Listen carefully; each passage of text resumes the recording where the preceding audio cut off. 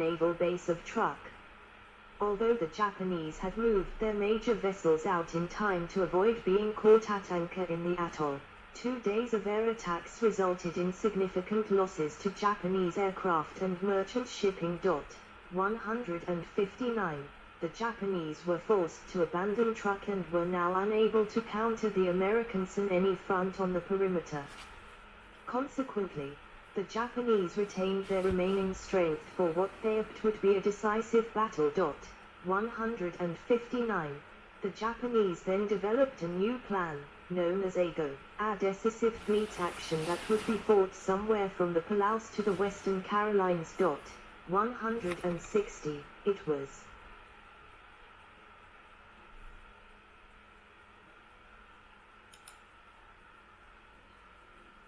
in this area that the newly formed mobile fleet, along with large numbers of land-based aircraft, would be concentrated. If the Americans attacked the Marianas, they would be attacked by land-based planes in their vicinity. Then the Americans would be lured into the areas where the mobile fleet could defeat them. 160. Marianas and Palaus. Marines fire a captured mountain gun during the attack on Garapan Saipan, the 21st of June 1944. U.S. Marines during mopping up operations on PLU, September 1944. On the 12th of March 1944, the Joint Chiefs of Staff directed the occupation of the Northern Marianas, with a target date of the 15th of June.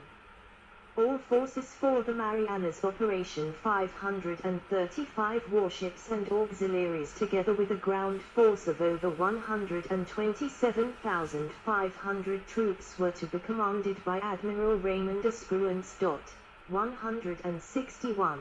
For the Americans, the Marianas Operation would provide the interruption of the Japanese air pipeline to the south, the development of advanced naval bases, the establishment of airfields to base B-29s from which to bomb Japan, and the choice among several possible objectives for the next phase of operations, which would keep the Japanese uncertain. It was also hoped that this penetration of the Japanese inner defense zone might force the Japanese fleet out for a decisive engagement. 162. The ability to plan and execute such a complex operation in the space of 90 days was indicative of Allied logistical superiority. On the 15th of June, the 2nd and 4th Marine Divisions, supported by a naval bombardment group, landed on Saipan. However, Japanese fire was so effective that the first day's objective was not reached until day 3. After fanatic Japanese resistance, the Marines captured Aislito Airfield on 18 June. 163. Nafatan, Saipan's southern point, was secured on the 27th of June. In the north, Mount Tapascio, the highest point on the island, was taken on the 27th of June. The Marines then steadily advanced northward. On the night of 6th to 7th of July, a bombardment attack took place in which 3,000 to 4,000 Japanese made a fanatical charge that penetrated the lines near to Napag before being wiped out. Following this attack, hundreds of locals committed mass suicide.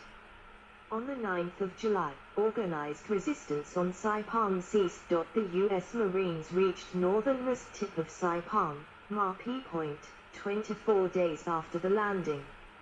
Only isolated groups of hidden Japanese troops remained. 164. A month after the invasion of Saipan, the U.S. recaptured Guam and captured Tinian. Saipan and Tinian were used extensively by the U.S. military as they finally put mainland Japan within round-trip range of American B-29s. Japanese forces attacked the bases on Saipan and Tinian from November 1944 to January 1945. The United States Army Air Forces based out of these islands conducted an intense strategic bombing campaign against Japanese cities of military and industrial importance, including Tokyo, Nagoya, Osaka, and Kobe.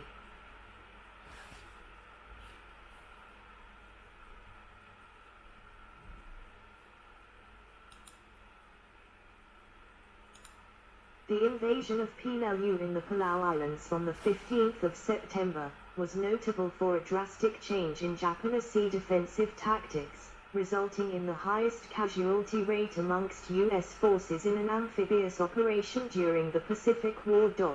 165. Instead of the predicted 4 days, it took until the 27th of November to secure the island. The strategic value of the landings is still contested. 166. Philippine Sea. The Japanese aircraft carrier Zukaku and 2 destroyers under attack in the Battle of the Philippine Sea. When the Americans landed on Saipan in the Marianas, the Japanese viewed holding Saipan as imperative. Consequently, they responded with their largest carrier force of the war, the 9-carrier Mobile fleet under Vice Admiral Jaizawa Ozawa, supplemented by 500 land-based aircraft. Facing them was the U.S. 5th Fleet under Admiral Raymond Espruance, 15 fleet carriers and 956 aircraft. The clash was the largest carrier battle in history. On the 19th of June, a series of Japanese carrier airstrikes were shattered by strong American defenses. The result was later dubbed the Great Marianas Turkey Shoot. All U.S. carriers had combat information centers, which interpreted the flow of radar data and radioed interception orders to the combat air patrols. The few Japanese Seatakers that managed to reach the U.S. fleet in a staggered sequence encountered massive anti-aircraft fire with proximity fuses. Only one American warship was slightly damaged. On the same day, Shikoku was hit by 4 torpedoes from the submarine Kavala and sank with heavy loss of life. The Tai was also sunk by a single torpedo from the submarine Albacore. The next day, the Japanese carrier force was subjected to an American carrier air attack and suffered the loss of the carrier He. 159. The 4 Japanese airstrikes involved 373 carrier aircraft, of which 130 returned to the carriers. 167. Many of these survivors were subsequently lost when Tai and Shikoku were sunk by American submarine attacks. After the second day of the battle, losses totaled 3 carriers and 445 aircrew, with more than 433 carrier aircraft and around 200 land-based aircraft.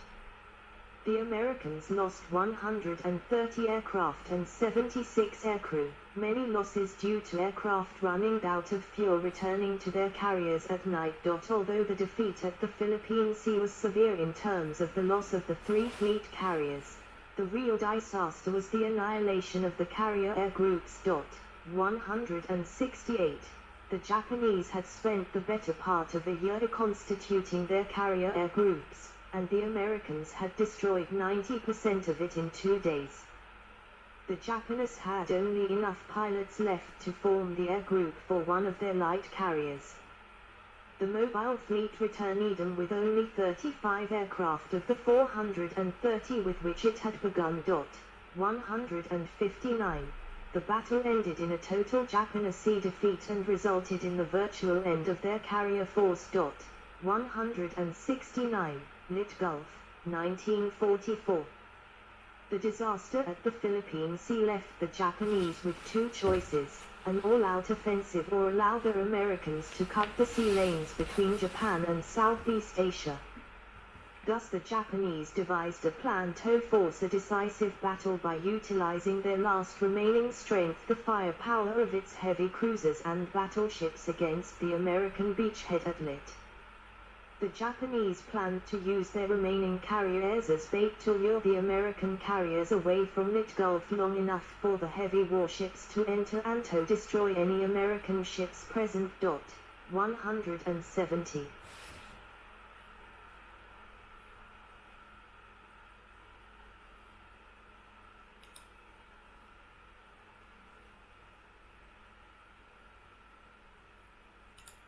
The 4 engagements in the Battle of Lit Gulf, the Japanese assembled 4 carriers, 9 battleships, 14 heavy cruisers, 7 light cruisers, and 35 destroyers. 170. They split into three forces. The Center Force, under the command of Vice Admiral Takeo Kurita, which included the battleships Yamato and Musashi.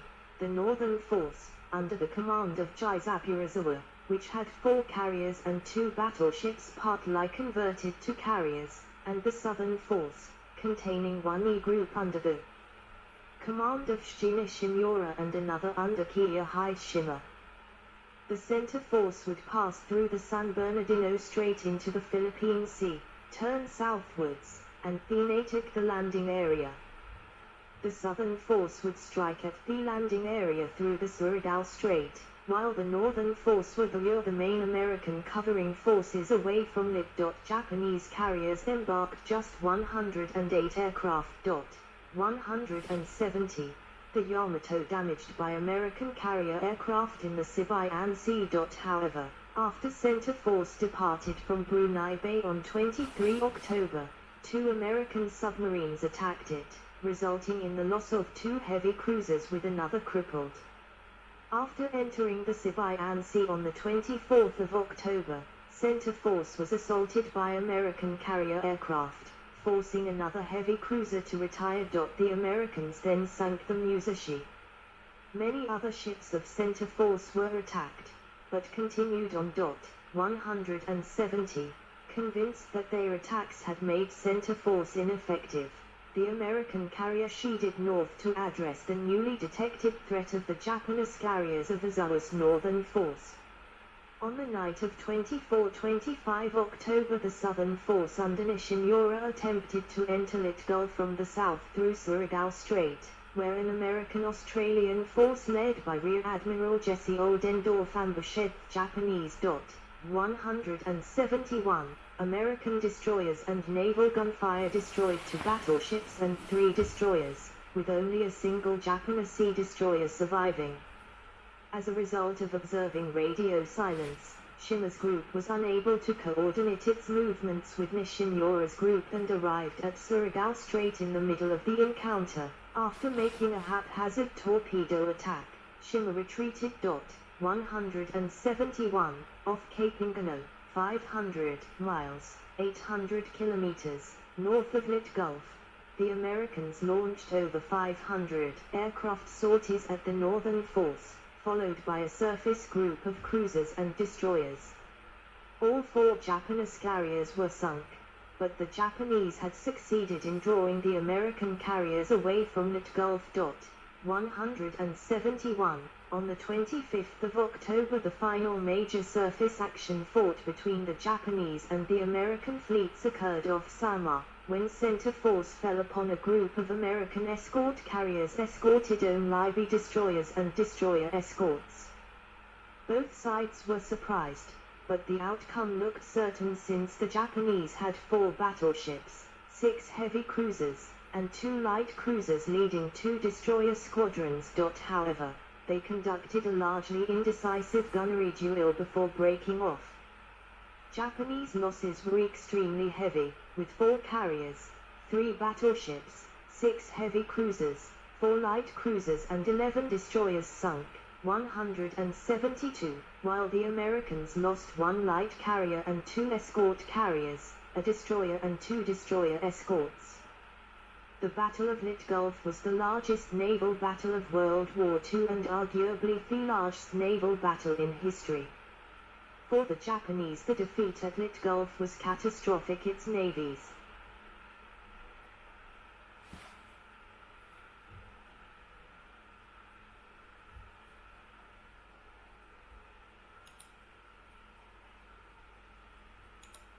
greatest ever loss of ships and men in combat.